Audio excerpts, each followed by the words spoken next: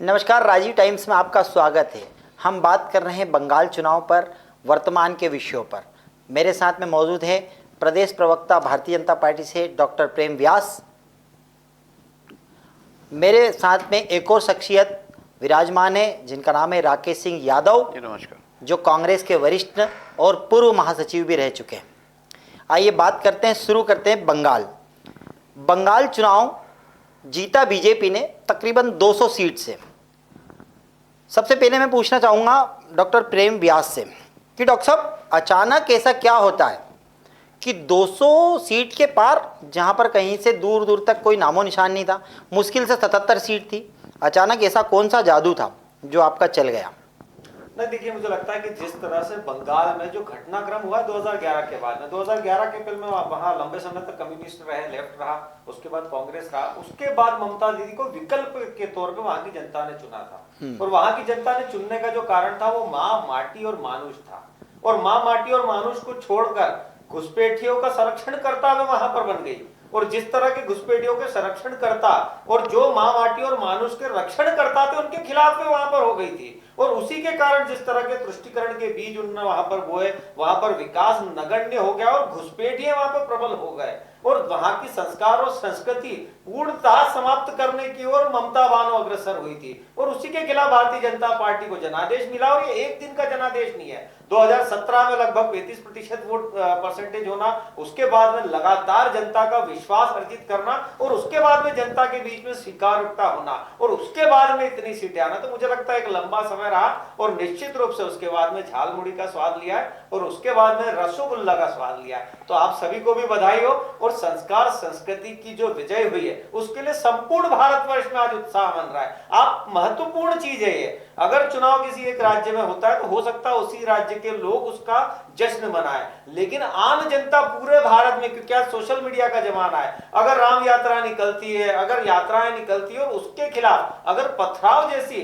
निंदनीय घटना होती है और उसमें भी एक पक्ष के खिलाफ अगर आरोप तय कर दिए जाते हैं, तो मुझे लगता है कि भारत में संस्कृति और संस्कार का उदय अगर है तो निश्चित रूप से वहां की जनता, जो आदरणीय हमारे जो वरिष्ठ नेतृत्व करता थे, जिन्होंने अपने प्राणों की आहुति दी, उनके जो माटी थी वो, इसीलिए मैंने सबसे पहले कहा कि माँ, माटी और मानुष। और निश्चित रूप से वहां की जनता ने संदेश दिया, भारतीय जनता पार्टी को प्रचंड बहुमत दिया है। नहीं, भारतीय जनता पार्टी ने 200 सीट तो लाए, आपने बहुत अच्छी बात की। जो भगवा में पूरा बंगाल हुआ है, तो क्या लगता है जो भगवा में बंगाल हुआ है, कहीं ना कहीं वापस से संस्कृति की स्थापना, जैसा कि आप कह रहे थे कि वहाँ पर संस्कृति की कमी हो गई थी या बदलाव हुआ था, वापस से पुनः स्थापना की ओर रहेगी आपकी भारतीय जनता पार्टी? लेकिन निश्चित रूप से सांस्कृतिक पुनरुत्थान की तरफ हम बढ़ रहे हैं। और ये देश तो बता चुका है कि यहाँ पर सांस्कृतिक विकास को स्वीकार्यता मिलेगी। लगभग 22 राज्यों में भारतीय जनता पार्टी है। हम हर राज्य की अगर गणना करेंगे तो निश्चित रूप से संस्कारों का उदय हुआ है, संस्कृति का उदय हुआ है और विकास का उदय हुआ है।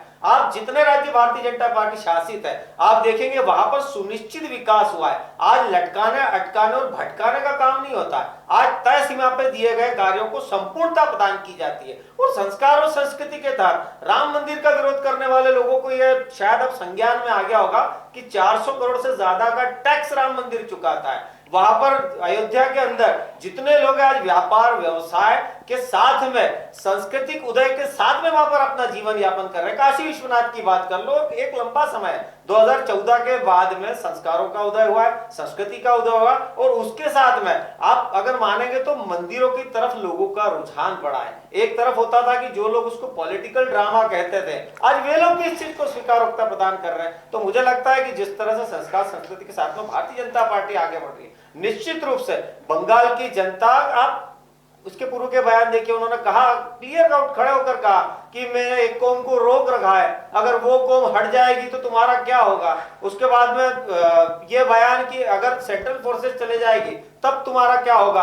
2017-18 के पंचायत चुनाव का रक्त रंजित इतिहास, 80 लोगों को मार दिया गया। अभी जो नेता प्रतिपक्ष थे उनके साथ में जिस तरह का कृत्य हुआ, एक नया नवयुवक आके उनको हरा के चले जाता है। तो मुझे लगता है कि ये तो कांग्रेस के लिए चिंतन का विषय था कि आपके खाटी के नेता वीरेंद्र चौधरी जी, जो वहां से नेता प्रतिपक्ष के महत्वपूर्ण पद पे होते हैं, बंगाली ना आने वाला युवक यूसुफ पठान वहां पहुंचता है और वहां जाके हरा देता है। तो ये किस चीज को प्रदर्शित करता है। और आदरणीय राहुल गांधी जी ने तो 2 दिन पूर्व में कहा था कि ममता दीदी पोलराइज कर रही है। और उसके बाद में चुनाव के परिणाम आना, तो मुझे लगता है एक साफ सटीक संदेश है। और उसी के साथ अगले 3 राज्यों ने भी साफ और सटीक संदेश दिया है कि अगर संस्कार के साथ, संस्कृति के साथ विकास का उदय होगा तो निश्चित रूप से जनता उसका साथ देगी। बहुत अच्छी बात कही डॉक्टर साहब आपने कि राहुल गांधी ने जो बोला पोलराइजेशन। मेरे साथ में कांग्रेस से मौजूद हैं राकेश सिंह यादव जी। क्या लगता है जो राहुल गांधी ने जो अपने भाषण में कहा कि ममता बानो जो है, ममता बनर्जी है जो पोलराइजेशन कर रही है, मगर विकास पुरुष की बात जो कि आपने कहा कि विकास होगा या विकास था, तो क्या अभी तक विकास कहीं हुआ नहीं? क्या आपकी भी तो सरकार थी 70-75 सालों से पूरे देश में, तो विकास क्या 2014 के बाद ही? नहीं, देखिए आज़ादी के बाद से अगर आप देखेंगे 1947 से लेके 2014 तक भारत में क्या विकास हुआ, ये तो हमारे घरों में मौजूद हमारे जितने बड़े बुजुर्ग हैं वो सब बता सकते हैं कि किस तरीके से कंप्यूटर क्रांति आई थी, कैसे अन्य बहुत सारी चीज़ें हैं। तो वो बात तो बेमानी है। रहा सवाल धर्म की बात करना कि धार्मिक आधार पर संस्कृति इसकी रक्षा 2014 से हुई है, अगर ऐसा होता तो अयोध्या में भारतीय जनता पार्टी के उम्मीदवार हारते नहीं जहाँ राम मंदिर बना है। पर इसमें एक बात राकेश जी आपको रोक रहा हूं मैं कि बीजेपी का सीधा आरोप था कि हमने जब न्योता भेजा राम मंदिर के लिए तो राहुल गांधी और गांधी फैमिली ने आने से मना कर दिया। ये बात सही है या गलत है? नहीं, मैं बता देता हूँ। यादव व्यास जी आप बताएं। हाँ, ये निश्चित रूप से 2 तरीके होते हैं। आपको किसी ने बुलावा दिया है, आप या तो नहीं जाएंगे या बुलावा स्वीकार नहीं करेंगे। आप अगर स्पष्ट रूप से कह देंगे कि हम वहां नहीं जाएंगे, और यही स्थिति तो समाजवादी पार्टी की हुई थी। और मैं चुनावों की बात ही याद दिलाता हूँ, बिहारी डीएनए, बिहारियों का जो डीएनए है वो हमारे यहाँ के जो डीएनए से कमजोर है, कमतर है। बिहारी यादवों को कुर्मियों के लिए जिस तरह ये कौन बोला, ये कौन बोलता है? आप देखिए ना, इसीलिए मैंने कहा कि वो तो यादव जी अच्छे से बताइए। यादव जी आप बताएं। अगर ये कहा जाएगा तो निश्चित रूप से जनता उसका जवाब देगी। देखिए, बहुत साफ बात है कि भारतीय जनता पार्टी को किसी ने ठेका थोड़ी दिया है कि वो राम मंदिर का आमंत्रण देगी। क्या भगवान राम को भारतीय जनता पार्टी तो लेके नहीं आई है? पर स्थापित तो स्थापना उन्होंने थोड़ी की है, मूर्ति की स्थापना की, भगवान की स्थापना थोड़ी की है। भगवान की पूजा तो सालों से होती आई है। अयोध्या का जो सबसे पहले दरवाजा खोला था वो राजीव गांधी जी ने खोला था। ऐसे बहुत सारी चीजें हैं। सालों से कई केस प्रकरण न्यायालय में चलते रहे। न्यायालय की वजह से वो मंदिर बना है, किसी पार्टी की वजह से नहीं बना है। सब सारा देश में स्पष्ट है। अब क्योंकि वोटों का पोलराइजेशन करना है, हिंदू मुस्लिम करना है, उसके बाद चुनाव जीतना है और बाद में वो सारी चीज़ें भुला दी जाना है। गुजरात की हम बात करते हैं, गुजरात के कच्छ में तमाम बातें प्रधानमंत्री ने 2002-03 के बाद जब मुख्यमंत्री रहे थे बोला था ये बाहर के घुसपैठी हैं, गुजरात में आ गए हैं। सारे जो मुसलमान हैं वहीं के वहीं हैं, किसी का कुछ भी नहीं हुआ, ना पश्चिम बंगाल में कुछ होगा। ये सिर्फ चुनाव जीतने की रणनीति होती है। चुनाव जीत लिया, गवर्नमेंट इस्टेब्लिश हो गई, उसके बाद यथास्थिति वही चलती रहती है। यूपी के उदाहरण है आपके सामने, बिहार के उदाहरण है, झारखंड के हैं, अन्य जगह के हैं। कहीं भी आप बता दीजिए कि एक भी नागरिक को पिछले 10-12 साल में डेपुट करा हो ये घुसपैठिया है। तो ये फालतू बातें, इससे कुछ नहीं होता। सवाल रणनीति का। देखिए अभी आप जो चुनाव पे हार जीत की बात कर रहे थे, हम पश्चिम बंगाल में ममता बनर्जी हारी, कांग्रेस सारी सीटों पे लड़ी लेकिन फिर भी 2 सीट पे उसको सफलता मिली। ये संगठन की कमजोरी होती है, ये रणनीति की कमजोरी होती है। इसमें हम स्वीकार करते हैं कि आज भारतीय जनता पार्टी जो रणनीति बनाती है, जो चुनावी रणनीति बनाती है, उसमें कहीं ना कहीं कांग्रेस कमजोर साबित हो रही है। इसको हमें ठीक करने की आवश्यकता, हम लगातार कोशिश कर रहे हैं। तो इन 5 राज्यों में जो चुनाव हुए हैं, आप इनके नतीजों को अगर गौर से देखेंगे, अब आप अगर केरल पे चले जाएंगे तो केरल में एनडीए नहीं है, वहाँ 2 सीटें हैं। तो इसका ये मतलब नहीं हो गया कि वहाँ वो चुनाव नहीं लड़े ताकत से। एनडीए लड़ा लेकिन वहाँ स्वीकार नहीं हुई वो सारी चीजें। पश्चिम बंगाल में कांग्रेस रणनीति काम नहीं है। हाँ, पश्चिम बंगाल में हमारी रणनीति काम नहीं आई। आसाम में हम बुरी तरह असफल हो गए। क्यों असफल हो गए? उसकी बहुत सारी वजह हैं जो पार्टी लेवल पर डिस्कशन की जाएगी। वो बहुत सारे सुधार की आवश्यकता निश्चित तौर पर कांग्रेस में है, क्योंकि जिस पार्टी ने 65-70 साल राज करा है, अगर आज वो कई जगह हार रही है चुनाव, तो उसको अपने आप को रिवाइवल करना पड़ेगा और वापस स्थापित होना पड़ेगा। यादव जी आपकी एक बात बहुत अच्छी लगी कि आपने अस्वीकारता को, असफलता को स्वीकार किया। ऐसी कौन सी रणनीति होती है डॉक्टर व्यास जो रणनीति कांग्रेस के पास नहीं, भाजपा के पास में है, और भाजपा जहाँ रणनीति लगाती है तो जहाँ 77 सीटें होती हैं वहाँ से 2 से 6 पार कर जाते हैं। ये कौन सी रणनीति है, जरा आप बताएं। बीजेपी की ऐसी कौन सी रणनीति होती है? अभी आप देख रहे हैं 2 दिन से कांग्रेस के और समाजवादी पार्टी के और लेफ्ट के और ममता और समता सभी दलों के नेता कह रहे हैं यंत्र और तंत्र से जीते हैं। तो मैं स्पष्ट करना चाहूंगा, यंत्र और तंत्र से नहीं, मंत्र से जीते हैं। और मंत्र है सबका साथ, सबका विकास और सबका विश्वास। तो विकास तो कांग्रेस ने भी किया। नहीं, विकास तो कांग्रेस भी करती है, उनका ऐसा कहना। सीधे उन्होंने कहा कि विकास जो आज आप कंप्यूटर देख रहे हैं ये उनका विकास है, जो आप सड़कें देख रहे हैं ये उनका विकास है। विकास बीजेपी ने ही नहीं किया है, ये भी कहा जा सकता है। कांग्रेस की भी बात है, कांग्रेस भी कह रही कि पिछले 70 साल, तो 70 साल तक आपने किसी प्रकार का विकास नहीं किया। आप क्यों नहीं ऐसा कह पाते कि ये विकास हमने किया, उसको आप प्रतिष्ठित क्यों नहीं कर पाते? सब जगह प्रतिष्ठित है। आज एम्स में आप इलाज कराने जाते हैं, वो किसने स्थापित करे थे? परमाणु केंद्र जितने हैं किसने स्थापित करे थे? तो बीजेपी बड़े- फिर बड़े- इसका वो तो क्रेडिट सारे कैसे के- लेता है? देखिए 10 साल में आपने क्या स्थापित करा बीजेपी ने, वो लिस्ट सबके सामने गूगल पे उपलब्ध है। उसमें क्या घोषणाएं कितनी स्थापित हुई है वो पिछले 70 साल की आप देख लीजिए, उसकी तुलना आप करेंगे तो आपके सामने स्थिति स्पष्ट हो जाएगी। सवाल ये है कि इन 10 सालों में भारत विश्व में कहाँ पहुंचा, हम क्या स्थिति में है, हमारी विदेश नीति क्या है। आज विश्व में जो स्थिति बनी, जो भारत की आज अरब कंट्री में स्थिति बनी सबके सामने, चाइना के सामने हमारी स्थिति आपको मालूम है, पाकिस्तान से अभी युद्ध हुआ उसकी स्थिति आपको सब मालूम है, उसमें हम बहस में नहीं जाना चाहते, लेकिन देश की जनता जानती है। जहाँ विश्व में हम एक बहुत प्रमुख स्थान रखते थे रशिया के साथ, आज हम अमेरिका के साथ जाके वो स्थान खो चुके हैं। हम ट्रम्प के दबाव में जी रहे हैं, वो जो बोलते हैं वो होता है। वो बोलते हैं 1 महीने के लिए पेट्रोल रशिया से लोगे, तो प्रधानमंत्री जी बिल्कुल मौन होकर बोलते हैं हाँ 1 महीने लेंगे। ऐसा डर कभी भारत में नहीं देखा गया। सवाल ये नहीं है आप व्यापार करें, लेकिन राजनीति देश की प्रतिष्ठा के साथ व्यापार नहीं होना चाहिए। कभी समझौता कांग्रेस के प्रधानमंत्रियों ने ऐसा नहीं किया, चाहे झुकना पड़ा हो चाहे तकलीफ उठाना पड़ी हो, लेकिन सिर्फ व्यापार के लिए समझौता करना, देश की अस्मिता से खेलना, ये गलत है। आज देश का जो सम्मान था विश्व में वो कम हो गया है। आज ट्रम्प डायरेक्ट करते हैं, 50 बार वो बोलते हैं कि मैंने बोला तो युद्ध बंद हुआ, तो एक बार भी प्रधानमंत्री ये नहीं बोलते कि नहीं हमने बंद करा पाकिस्तान डर गया। तो बोल पाए? नहीं बोल पाए। क्यों नहीं बोल पाए? क्योंकि यही चीज़ होती है कि एक विदेश की रणनीति बनती है, भारत की एक अर्थव्यवस्था की रणनीति होती है। आप सब कर रहे हैं लेकिन मान सम्मान खो के कर रहे हैं, तो देश का मान सम्मान वहाँ जैसा कायम था वो अब नहीं रहा जो कांग्रेस के शासन में था। चलिए सीधे से उन्होंने आरोप लगाया है कि ट्रंप जो कहता है वो मोदी करते हैं, ट्रंप की पपेट है। क्या सही बात है? कांग्रेस सीधा आरोप लगा रही है आप पे। अब मुझे लगता है ये तो ट्रंप के बाद के स्टेटमेंट से क्लियर होता जब उसने कहा कि Modi is a tough negotiator. ये कहा है ऑन रिकॉर्ड कि मोदी जी सबसे टफ निगोशिएटर है। वो एक बार जो बात बोलते हैं तो वापस सुनते नहीं, मानते नहीं और अपनी बात पर अड़िग रहते हैं। और उसके बाद में रशिया के साथ में जो झूठ फैलाया जा रहा है, मैं दावे के साथ कहता हूं जितना पेट्रोल डीजल पहले जो तेल लिया जाता था उससे ज्यादा लिया जा रहा है। आज हमने अपनी अस्मिता से समझौता नहीं किया है और रशिया जैसे कई सारी कंट्रीज कह रही है कि भारत अपने निर्णय लेने के लिए स्वतंत्र है। और उसके अलावा अमेरिका का कितना प्रभाव होता था। डोनाल्ड ट्रंप के पूर्व के राष्ट्रपतियों ने अपनी पुस्तक में उस चीज का जिक्र करा। भाई मंत्रिमंडल में जिस तरह से उनकी चलती थी, मंत्रियों को बर्खास्त कर दिया जाता था, और जिस तरह से नटवर सिंह साहब ने लिखा है कि मेरे को क्या बनना था और क्या बनाया और किसके कहने पर, तो मुझे लगता है विदेशी ताकतों का कितना प्रभाव होता था और आज कितना प्रभाव है। पाकिस्तान को घुस के मारा जा रहा है, वहीं पर शर्मन शेख में गलबाइयां करी जा रही थी। मोस्ट फेवर्ड नेशन का अवार्ड किसने दिया था?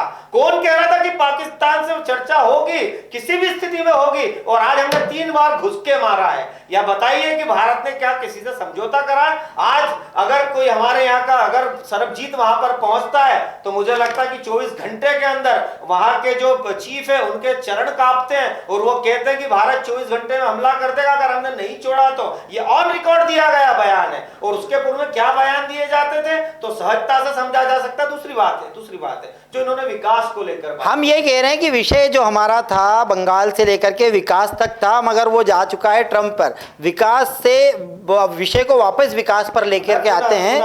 क्या भारतीय जनता पार्टी ही विकास करती है?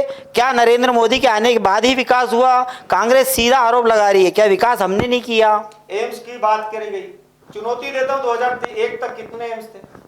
IIT IIM जो 1947 के पहले बने थे लगभग 15 है ऐसे, सिर्फ नाम परिवर्तित किए गए। और अगर डॉक्टर की बात करेंगे तो डॉक्टर द्वारकानाथ कोटनीस कब बने थे? आजादी के पूर्व है।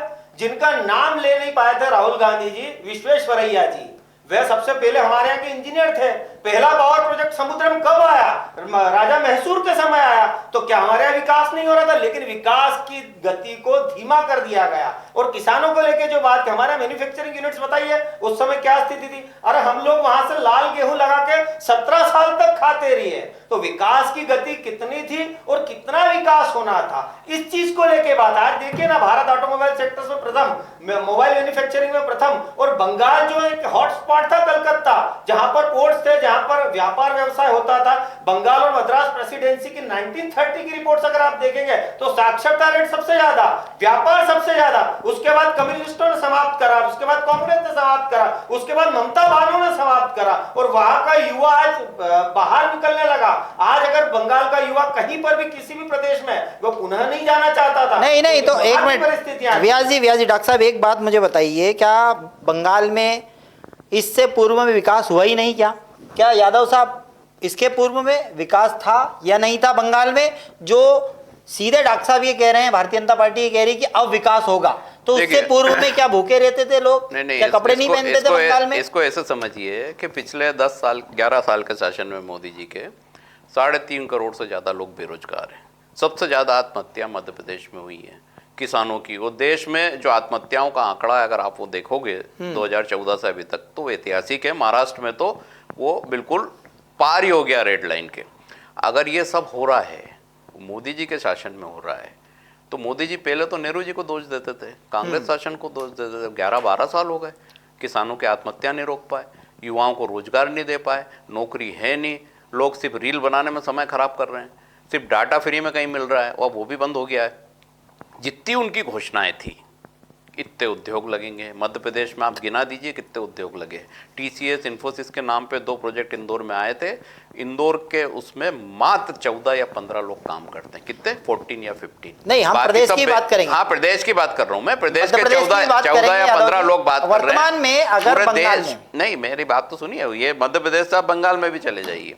बंगाल में पहले कम्युनिस्टों का 35 साल शासन रहा। हाँ। इसके पहले कभी कांग्रेस का था, ठीक है, और इसके बाद ममता बनर्जी का रहा। ठीक है। कांग्रेस को जो रोल वहां अदा करना था वो उसने किया। जब हमारी सरकार रही केंद्र में, वहां से मंत्री रहे, वहां जो इंफ्रास्ट्रक्चर देना था वो दिया, वो बना है, वो सारी चीजें हैं। दिल्ली का मेट्रो कांग्रेस की देन है, 15 साल का शासन आपने देखा। और अभी के जो मेट्रो बन रही है वो बीजेपी की देन है, जिसमें रोज संघर्ष होता है कि लाइन यहाँ से निकालना है, वहां से निकालना। मध्य प्रदेश को ले लो, अन्य जगह ले लो। तो विजन और संतुलन इसमें बहुत जरूरी है। बिना संतुलन के कोई विजन नहीं है। और आप इंफ्रास्ट्रक्चर बनाए जा रहे हैं, BRTS किसने बनाया? भारतीय जनता पार्टी ने, यहाँ के जनप्रतिनिधि थे, फिर तोड़ दिया।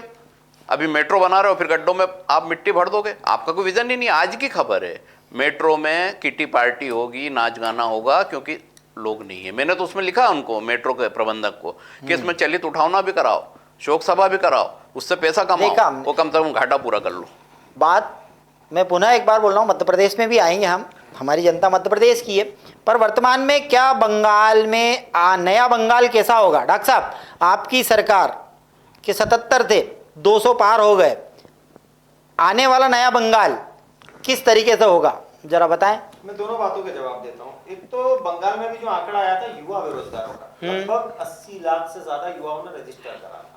और ममता दीदी ने स्पष्ट कहा था कि उन युवाओं को हम 15,000 या ऐसा कुछ एक स्टाइपेंड देंगे, पर युवाओं ने उन पर भरोसा नहीं करा। दूसरा, 5 लाख से ज्यादा नए मतदाता रजिस्टर्ड हुए, उन मतदाताओं ने, युवाओं ने भारतीय जनता पार्टी पर विश्वास करा। क्योंकि संपूर्ण देश की गणना, अगर आज सोशल मीडिया का जमाना है, आप अगर कोई फैक्ट चेक करना चाहता है तो वास्तविकता में फैक्ट चेक कर सकता है। और दूसरी बात है कि बंगाल ऐसी जगह पे, आप जब वहां पर व्यापार व्यवसाय तब कब होगा जब भय मुक्त वातावरण होगा, लॉ एंड ऑर्डर का वहां पर स्थिति सुधरेगी। और लॉ एंड ऑर्डर की स्थिति सुधरने के बाद ही किसी भी प्रदेश में व्यापार व्यवसाय होता है। 2003 के पहले मध्य प्रदेश में डकैत हुआ करते थे, जब डकैत समाप्त हुए उसके बाद में विकास व्यवस्थित हुआ। और अभी तो केंद्र सरकार ने जिस तरह से नक्सलाइट मुक्त करा है, मध्य प्रदेश में भी कई सारे इलाके थे, इसके पहले मंत्रियों की गर्दन उड़ा कर ले जाते थे। भाई, कांग्रेस के मंत्री की गर्दन उड़ा के ले गए डकैत। नया बंगाल कैसा होगा भारतीय जनता पार्टी की सरकार काबिज होने के बाद में? क्या नए बंगाल में, जो भी बंगाल में आप काबिज होंगे, क्या पूर्व में जो घटनाएं घटी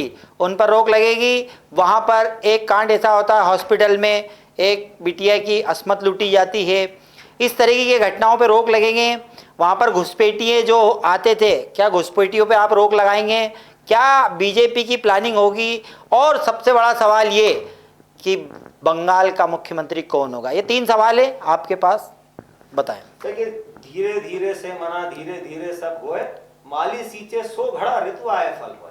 जिस तरह की शुरुआत करी और जनता ने विश्वास करा, निश्चित रूप से इसके पहले लगभग 70 के आसपास सीटें थी, उन विधानसभा क्षेत्रों में अपने लॉ एंड ऑर्डर मेंटेन करने के प्रयास करें। और वही जनता ने देखा, उसको मॉडल के रूप में स्वीकार करा। और उसके बाद में विकास पथ की अगर बात होगी तो निश्चित रूप से एक जिस तरह का हमने मॉडल एक बनाकर रखा है और उसी मॉडल को बंगाल में, और बंगाल को विकास पथ पर जिस तरह से अग्रसर ला रहा है भारतीय जनता पार्टी, ऐसे कई सारे राज्यों में कर चुकी है। मध्य प्रदेश की बात करें आप, पिछड़ा राज्य था, 2003 तक बिजली की परिस्थिति क्या थी, 5,000 मेगावाट, आज लगभग 30,000 मेगावाट। अगर आप संपूर्णता के साथ में देखेंगे तो निश्चित रूप से विकास मध्य प्रदेश में, सड़कों की स्थिति देखिए, 5 से 6 लाख किलोमीटर सड़कें अभी हुई है। उसके बाद में आप इंडस्ट्री एरियाज की बात करिए, आप फैक्ट्रीज की बात करिए, ये जो कह रहे हैं कि जहां छोड़कर गए थे वहीं से हमने प्रारंभ करा। दूसरा जो प्रश्न था आपका कि मुख्यमंत्री को लेके, तो भारतीय जनता पार्टी में परिवारवाद, पूंजीवाद और पट्टावाद नहीं है।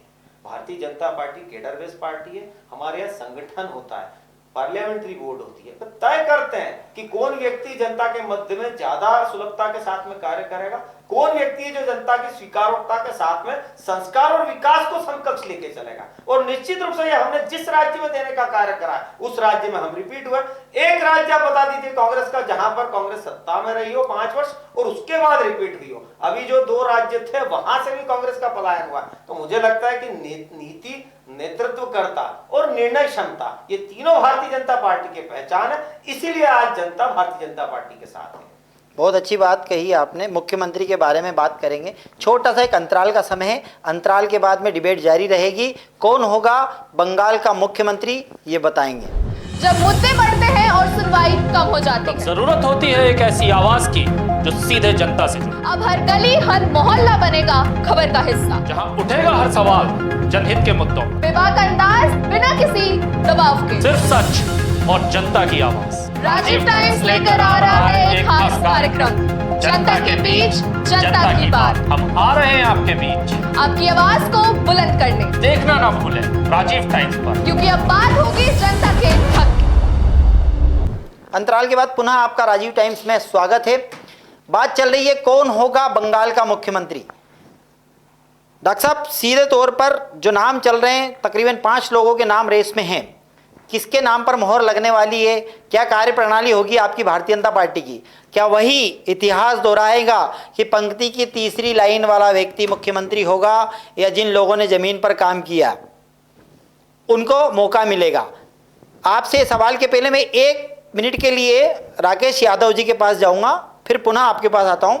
यादव जी, भारतीय जनता पार्टी की कार्यप्रणाली है कि वो एक पर्ची भेजते हैं, उस पर्ची में आपका क्या कहना है पूरा कि उस पर्ची से रातों रात मुख्यमंत्री बदल जाते हैं?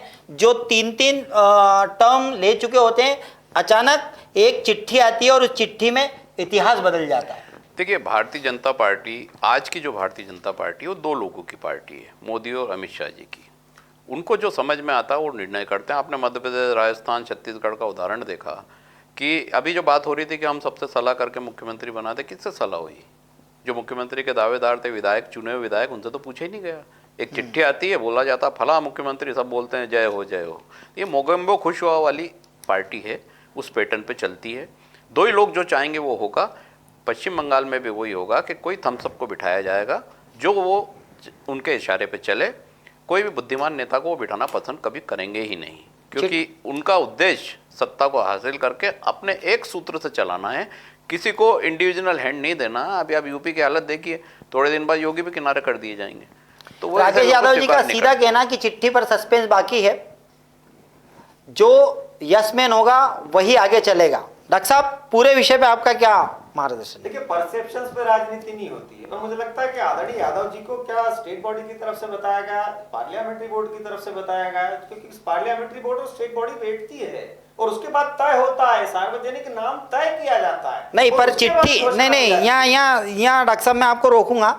चिट्ठी तो चलती है भाजपा में, चिट्ठी भी तो चलती है भाई। राजस्थान ले लो आप, मध्य प्रदेश ले लो आप, छत्तीसगढ़ ले लो, वही एक चिट्ठी ने रुख बदल दिया। आदरणीय मुख्यमंत्री मोहन यादव जी इसके पहले मंत्री नहीं थे, शिक्षा मंत्री थे। शिक्षा मंत्री थे। उसके पूर्व में कई वर्षों तक वे संघ के दायित्व पे भी रहे, युवा मोर्चा के दायित्व पे भी रहे, और उसके बाद में अखिल भारतीय विद्यार्थी परिषद के दायित्व में भी रहे, उसके बाद नेता बने। हमारे यहाँ पहले स्वीकारोक्ता होती है, उसके बाद में पद मिलते हैं। कांग्रेस में पहले पद मिलते हैं। आप देखिए इंदिरा जी कैसे बनी सिंडिकेट इंडिकेट की लड़ाई में, राजीव जी कैसे बने इंदिरा जी की दुखद मृत्यु के कारण, और उसके बाद में अभी जब सोनिया जी थे तो सुपर पीएम जी है। और वे भी कब बनी? राहुल गांधी जी, मुझे बताइए राहुल गांधी जी के लिए क्या कहा गया था अशोक गहलोत जी द्वारा कि रगड़ा नहीं लगा है, चांदी के चम्मच लेके पैदा होती। किसके लिए कहा? सचिन पायलट और राहुल गांधी जी। क्यों? क्योंकि इन्होंने जो निर्णय लिए थे वो पार्टी के लिए सही नहीं थे, पार्टी को धरातल पर ले जाने की जगह में गर्त में ले जा रहे थे। वही भारतीय जनता पार्टी, मैं पुनः आपसे बात करता हूं,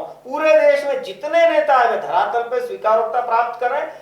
ये हो सकता है कि वो मीडिया की नजर में ना हो, ये हो सकता है कि वह सार्वजनिक जीवन में जनता के मध्य में ज्यादा और मीडिया के मध्य में कम हो। इसका मतलब ये नहीं कि जनता के मध्य स्वीकारोक्ता नहीं थी। इसीलिए मैंने कहा है, आप पूरा इतिहास देखिए, धरातल से जुड़कर विभिन्न दायित्वों का निर्वहन करना, जनता के मध्य में स्वीकारोक्ता होना और उसके बाद में नेता बनना, और दूसरी तरफ नेता बनना उसके बाद लगातार 99 चुनाव में असफल होना। अब आप सहज ही निर्णय ले सकते हैं कि भारतीय जनता पार्टी किस तरह से निर्णय लेती है और दूसरी तरफ कैसे निर्णय होता है। तो वो कौन सा निर्णय होगा? देखिए, भारतीय जनता पार्टी का निर्णय ऐसे होते हैं, जो ये तीनों मुख्यमंत्री बने किस आधार पर निर्णय होते हैं। आप ज्यादा बार चुनाव जीते, आपका एक्सपीरियंस ज्यादा है, उस हिसाब से तो गोपाल भार्गव थे, 9 बार जीते हुए मुख्यमंत्री के दावेदार थे, मजबूत कैंडिडेट थे। क्यों नहीं बनाया आपने? क्यों आपने ऐसे व्यक्ति को, नाम मोहन यादव से मतलब नहीं, किसी को भी, वहाँ आपने भजन लाल, कौन भजन लाल, वो आपकी महारानी देख के बोली, उनका रिएक्शन देखा, आप बोलते हो बहुत संस्कारित हैं। कहाँ संस्कारित हैं? उन्होंने खोल के बोला और इतना गुस्से में देखा और चिट्ठी फेंक दी जब आपके रक्षा मंत्री लेके आए थे चिट्ठी। चलिए, तो ये सारी चीजें हैं। उसमें आप ये बोलेंगे कि भारतीय जनता पार्टी बहुत केडर बेस्ड पार्टी, ऐसा कुछ भी नहीं है। 2 लोगों की पार्टी है, 2 लोगों के दबाव में चलती है। और अगर ये ईमानदारी से पार्टी चलने वाली होती तो अडवाणी जी प्रधानमंत्री होते। क्या भारतीय जनता पार्टी ईमानदारी से नहीं चलती? क्या 2 लोग चलाते भारतीय जनता पार्टी को? सीधी तौर पे बोल रहा है। ये तो 22 राज्य के मुख्यमंत्री बता सकते हैं, इस देश की करोड़ों जनता बता सकती है, 2900 लोकसभा सीट में निवासरत लोग बता सकते हैं कि क्या भारतीय जनता पार्टी केडर में है या नहीं है।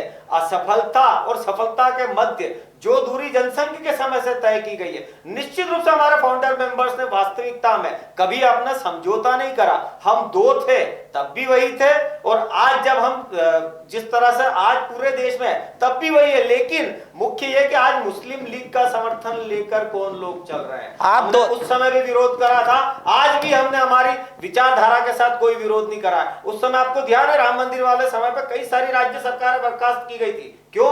जबकि घटनाक्रम तो उत्तर प्रदेश में हुआ था, लेकिन उसके बाद भी हम खड़े रहे, उसके बाद भी हम डटे रहे और अपने स्टैंड पे कायम रहे। आज उन लोगों के लिए सोचने का विषय है जो अपना स्टैंड खो देते हैं। राहुल गांधी जी जब चुनाव लड़ रहे थे, कांग्रेस के झंडे थे, सिर्फ हरे झंडे दिख रहे थे, तो किस कॉम्प्रोमाइज के तहत उन्होंने कांग्रेस के झंडों को नकार दिया था। आज कांग्रेस का कार्यकर्ता पूछता है आपसे, भारतीय जनता पार्टी इसीलिए कहा जाता है केडर में से। महारानी को लेकर जिस तरह के आपके शब्द थे महारानी जी को लेकर, उनका एक झूठा ट्वीट फैलाया गया और उसको लेकर भी शिकायत दर्ज हुई। इसके पूर्व में इसीलिए मैंने कहा कि हमारा पार्लियामेंट्री बोर्ड है, स्टेट बॉडी है। ठीक है डॉक्टर साहब, ठीक है, माना आप इनका ऐसा कहना कि 2 लोग पार्टी चलाती है। आप 2 लोग का ना 206 की बात कर लेते हैं। एक लाइन में बंगाल में नाम आ रहा है शुभेंदु अधिकारी, दिलीप घोष, श्रमिक भट्टाचार्य, रूपा गांगुली, अग्निमित्र जो भी है उनका नाम अग्निमित्र है। तो इनमें से किनके चेहरे पर मोहर लगेगी? कौन होगा बंगाल का? एक लाइन में थोड़ा सा संक्षिप्त में विश्लेषण दे, ताकि आगे की बात करना, अभी आसाम भी बाकी है, आसाम पर भी बात करेंगे अपन। देखिए, निश्चित रूप से सामूहिक निर्णय तय करेगा, सामूहिक नेतृत्व से ही नेतृत्वकर्ता का नाम तय होगा। नहीं, ये तो सरकारी भाषा हो गई सामूहिक नेतृत्व।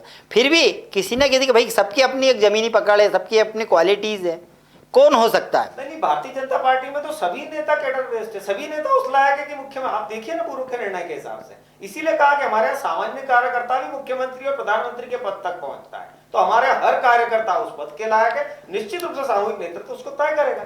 चलिए, बात मैं एक सवाल में पूछूं कि अगला प्रधानमंत्री का उम्मीदवार बीजेपी में कौन होगा? अगर आम आदमी बनता, आम कार्यकर्ता बनता, तो एक नाम तो बता सकते हैं ना, मोदी जी को छोड़ के एक नाम तो बता सकते हैं अगला प्रधानमंत्री कौन बनेगा? भाई सबसे पहले तो धन्यवाद राकेश जी, आपने ये बोला कि अगला प्रधानमंत्री। हाँ, तो ठीक है ना, आप नाम बता दीजिए। अच्छा, ये डिक्लेयर हो गया कुल मिला के? हाँ, आप डिक्लेयर मान लीजिए। चलिए बता दीजिए कौन बनेगा। ये बोल नहीं सकते, नहीं तो ये पार्टी में ही नहीं रहेंगे। अगर किसी का नाम ले दिया आपने, योगी जी का नाम ले दिया, शिवराज जी का नाम ले दिया, तो आपका टॉप कैडर शाम को लेटर भेज देगा कि अब आगे से आप बहस नहीं करोगे। ये कांग्रेस में नहीं होता। ऐसा होता है क्या? प्रश्न भी आप करेंगे, जवाब भी आप देंगे। नहीं आप दीजिए ना। कौन बनेगा प्रधानमंत्री आपका, आपकी तरफ का? देखिए निश्चित रूप मोदी जी के बाद मैं आपको बात उम्मीदवार कौन होगा? मैंने उम्मीदवार बोला जी। मैं इंदिरा जी को मानता हूं, अक्रॉस द पार्टी लाइन वो नेता थी कांग्रेस की। राजीव जी अक्रॉस द पार्टी लाइन नेता थे। वैसे ही हमारे यहाँ Atal ji across the party line नेता थे। आदरणीय प्रधानमंत्री Narendra Modi ji across the party line नेता है। भारतीय जनता पार्टी में ऐसे नेतृत्वकर्ताओं की कमी नहीं है जो जनता के साथ संवाद के साथ में स्वीकार। एक नाम सजेस्ट कर दें आप आने वाला उम्मीदवार का। यही है जी जी, सुनना नहीं हाँ बोलिए ना। 5 बार के मुख्यमंत्री, 3 बार या 4 बार या 5 बार, आप बताइए उनका कोई तोड़ मिला क्या? आज वैसी परिस्थिति योगी जी की, आज वैसी परिस्थिति हेमंत बिस्व शर्मा जी की, आज वैसी परिस्थिति उड़ीसा, कितने सारे राज्य। नहीं उस पे भी आ रहे हैं। एक मिनट, आप एक नाम बताओगे आप ये हो सकते हैं, मैं तो ये पूछ रहा हूँ। प्रधानमंत्री, अब 5 प्रधानमंत्री तो बनेंगे नहीं। इसीलिए मैंने कहा कि एक कौन हो सकता है मोदी जी का विकल्प आपकी नजर में? आपका उम्मीदवार कौन हो सकता है आने वाले भविष्य में? एक पार्टी में केडर बेस्ड पार्टी, तो एक नाम शिवराज जी को मानते हैं आपके विकल्प हैं या योगी जी हैं कि नहीं हो सकते? दोनों बेकार हैं। शिवराज जी है, गडकरी जी है, योगी जी है, कौन हेमंत बिस्व शर्मा, सब हमारे यहाँ उस स्तर के सबसे नेता। पहले तो शिवराज सिंह चौहान है शायद। हर नेता, हर आम कार्यकर्ता उस स्तर का नेता है कि वो मुख्यमंत्री बने, प्रधानमंत्री बने, राज्यपाल बने, राष्ट्रपति बने। आप देखिए राष्ट्रपति द्रौपदी, लेकिन दुर्भाग्य से 9 बार के विधायक नहीं बन पाते हैं आपके मुख्यमंत्री। मध्य प्रदेश में, राजस्थान में नहीं बन पाते, छत्तीसगढ़ में नहीं बन पाते हैं, क्योंकि वहां दुर्भाग्य से चिट्ठी वाले बन जाते हैं। चलो मैं संज्ञान ये विषय को अपने को आसाम भी ले जाना है, ना कि देश पर रहना है। अर्जुन सिंह साहब मंत्रिमंडल विस्तार को लेकर दिल्ली गए थे जी, अर्जुन सिंह साहब। उसके बाद उनसे मुख्यमंत्री पद छीन लिया गया। नहीं छीना नहीं गया था, उनको शिफ्ट करा था राज्यपाल बना के, शिफ्ट करा था, छीना थोड़ी था। मेरी बात सुनिए, वर्किंग करना, छीना का। डॉक्टर साहब करने वाले व्यक्ति से पद छीन नहीं तो डॉक्टर साहब बंगाल से निकलकर आसाम पर चलते हैं। आसाम पे कांग्रेस ने कितनी मेहनत करी थी और क्या अगला नया चेहरा आसाम में वापिस से पूर्व मुख्यमंत्री होंगे हेमंत बिस्वा, ये नया चेहरा होगा? आपसे एक सवाल, कितनी मेहनत की थी कांग्रेस ने आसाम को जीतने के लिए? देखिए आसाम में तो संगठन की बहुत बड़ी चूक हुई है। इसी वजह से आसाम के रिजल्ट इतने खराब रहे हैं, क्योंकि उम्मीद ये थी कि वहाँ सरकार बनाएंगे। और अगर आप देखें तो जो रंजन गोगोई जो प्रतिपक्ष नेता थे वो खुद चुनाव हार गए, 23,000 वोटों से हारे। कहीं ना कहीं वहाँ के जो प्रभारी थे, वहाँ की जो संगठन क्षमता थी, उसमें मेजर चूक है।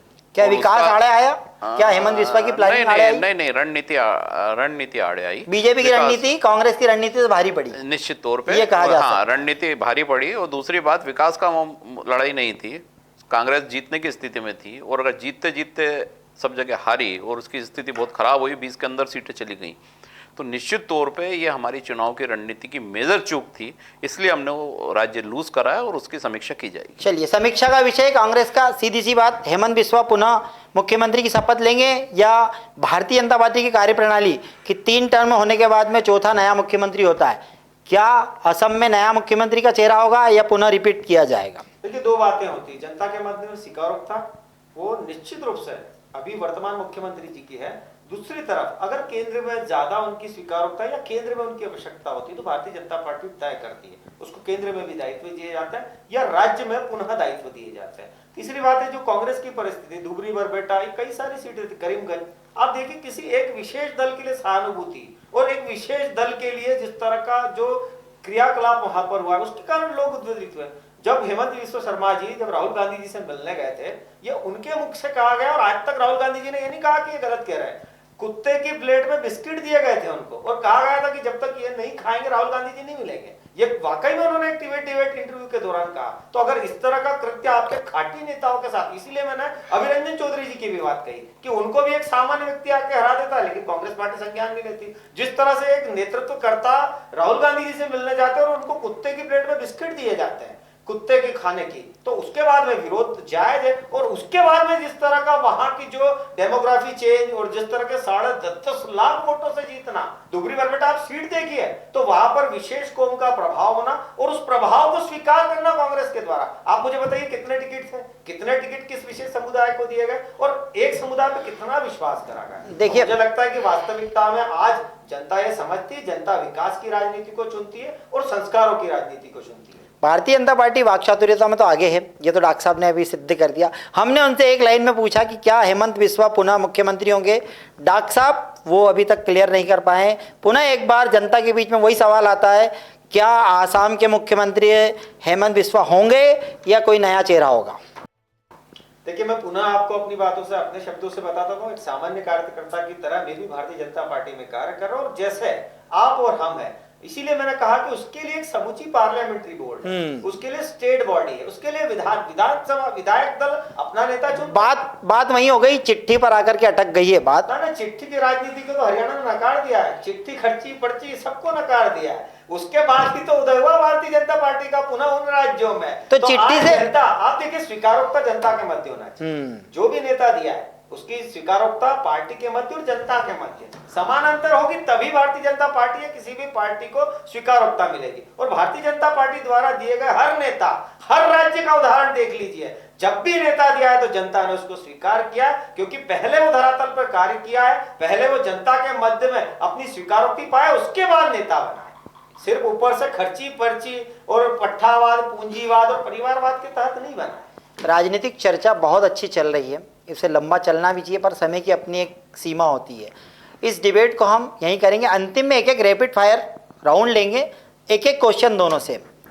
सबसे पहले मैं जाऊंगा राकेश सिंह यादव के पास। राकेश जी, बॉर्डर लाइन पर दोनों बीजेपी आई है, आसाम में और बंगाल में जी। इस बीजेपी के आने से इस देश को क्या नुकसान होगा या फायदा होगा, आपका क्या मत कहता है? देखिए, बीजेपी के शासन करने से नुकसान या फायदा होना है, ये तो पिछले 10 साल के शासन से आप एनालिसिस कर सकते हैं कि कितना देश को फायदा हुआ है। वो बॉर्डर की हम बात कर रहे हैं, चाइना के सैनिक भी है वहाँ पर। हाँ, चाइना के सैनिक आते हैं, हमारे 20 सैनिकों को मारते हैं, सिर काट के ले जाते हैं, लाल आंखें, उनका बदला 56 इंच, कुछ भी नहीं दिखाई देता है। पाकिस्तान अपनी भाषा बोलता है, नेपाल के सैनिक घुस के अंदर मार के जाते हैं हमारे सैनिकों को, हम नेपाल से भी कुछ नहीं कर पाते। बांग्लादेश हमको धमकी देता है, हम चुप रहते हैं। तो ये दिखता है कि आप ठीक है, घर के अंदर की सजावट बहुत अच्छी कर रहे हैं, आपने फूल वूल बहुत अच्छे लगा रहे हैं, टेबल अच्छी, ये सब कुछ सजा लिया है, लेकिन बॉर्डर आपकी सुरक्षित है या नहीं है, ये वर्तमान में सुरक्षित रहेगी या नहीं रहेगी बीजेपी के बाद? देखिए, तो आने वाला समय बताएगा कितने सुरक्षित हैं, नहीं है। जो दावे किए गए हैं कि हम घुसपैठियों को बाहर भेज देंगे, आज तक 14 साल में, 12-13 साल में एक आदमी को बाहर नहीं भेज पाए जो घुसपैठिए थे। ठीक है, आसाम के दावे करते थे, वहाँ कुछ नहीं हुआ। पर 90 लाख को भी तो अभी SIR वाले मामले में वो वोट है, वो बाहर थोड़ी भेज दिया, वो तो वोट की, वो तो गणना होती है SIR में जो हुआ। पर अभी हमने तो देखा भी, विजुअल भी आ रहे हैं कि बांग्लादेशी की जो लोग घुसपैठिए थे वो भाग रहे हैं, वो भी अरे ये रील, देखिए रील तो कुछ भी बना के आप चला दोगे, तो कुल मिला के ऑन रिकॉर्ड अगर आप बता दोगे कि एक व्यक्ति को भेजा आपने, डेपुट करा गवर्नमेंट के रूल्स में, तो अभी तक पिछले 13 साल में 2-5 लोगों के नाम बता दो आप, या लिस्ट दे दो।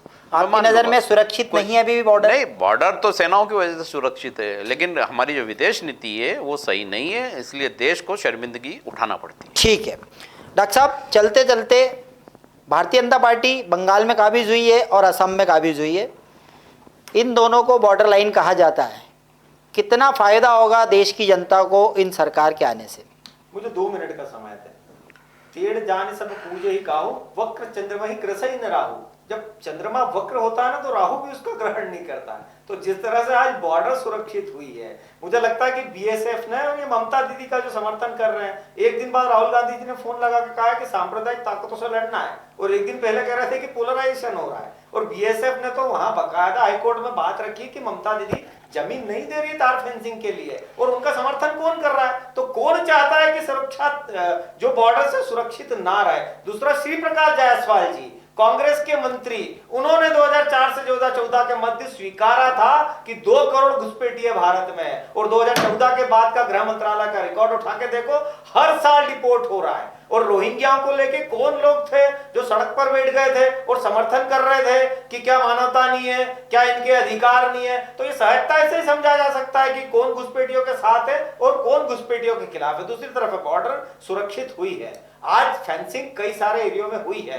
बांग्लादेश के बॉर्डर की और कश्मीर के जो एक पूरा एरिया था, वो कई सारी खाइयां थी और उसको भी पटाने का कार्य किया जा रहा है। तो मुझे लगता है 2014 के बाद में रिकॉर्डेड भारत की सुरक्षा के तहत कहीं भी समझौता नहीं हुआ है। डोकलाम को लेके जो चाइना की बात की गई कि चाइना ने हमारे 20 जवान को मार दिया, सुप्रीम कोर्ट ने फटकार लगाई थी राहुल गांधी जी को और कहा था कोई भी देश का व्यक्ति इस तरह के बयान नहीं दे सकता कि हमारी सेना पिट रही है, हमारी सेना को पिट के जा रहे हैं, जबकि हमारे सेना अध्यक्ष का स्पष्ट संदेश था। आप कह रहे 20 लोगों को मार दिया हाथ ठूसे की लड़ाई में और उनका एक कोई नहीं मरा है, जबकि हमारे यहाँ के कई लोगों ने, और चाइना का पेपर स्वीकार रहा उस बात को, उसके अखबार में इस बात का जिक्र था। लेकिन इसीलिए मैंने कहा कि जिस तरह से एक संकुचित मानसिकता के साथ में, और पाकिस्तान की आज परिस्थिति क्या है, आज हम स्वतंत्र रूप से खड़े हैं, आज पाकिस्तान जा रहा है डोजियर लिख रहा है, एक समय भारत डोजियर लिखता था भाई, एक समय भारत जा जाके कहता था यूएन में पाकिस्तान मार रहा है, पाकिस्तान मार रहा है, आज पाकिस्तान जाके कह रहा है कि भारत मार रहा है, भारत मार रहा है। उसके बाद कौन सा देश है जो अलग थलग नहीं हुआ? देखिए, लगभग चाइना एहतियात के तौर पर 35 से ज्यादा देश है सर्वोच्च नागरिक पुरस्कार आदरणीय प्रधानमंत्री जी पाए। देखिए, चाइना की जो बात है 20 सैनिक की ऑन रिकॉर्ड है ना, ये जो बात कर रहे हैं उसके बाद की बात है, ये जो धक्का मुक्की की वो अलग कहानी है, 20 के ऑन रिकॉर्ड है, पहली चीज। दूसरी बात, जो बार बार ये बोला जा रहा है सीमाओं को लेके, अन्य बातों को लेके, डोकलाम को लेके, आपके आसपास के विदेशी परिस्थितियों को लेके, आप ये बताइए आज ईरान का समझौता किसने कराया? अमेरिका ने बेस कहाँ बनाया? धमकी तो आपको देते हैं, आपके प्रधानमंत्री जी हुजूरी करते हैं, सलाम करके खड़े रहते हैं, और वो पाकिस्तान में जाके समझौता हो रहा है। ये शर्मनाक है भारत के लिए। जो भारत राज करता था विदेशों में, जो एशिया में राज करता था, आज समझौता कौन कर रहा है? पाकिस्तान। और आप फिर भी ढपली बजा रहे हो।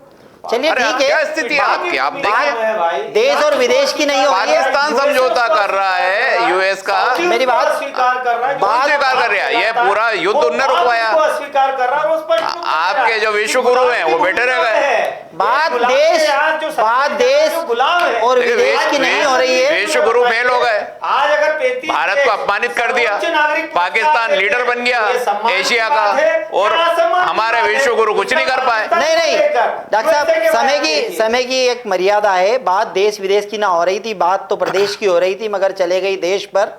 मगर सवाल अब भी बाकी है कि क्या चिट्ठी राज बदलेगी? क्या हेमंत बिस्वा की जगह दूसरा मुख्यमंत्री होगा? और बंगाल में किसके चेहरे पर लगेगी मोहर? सवाल अब भी बाकी है। चिट्ठी का राज तो बरकरार है।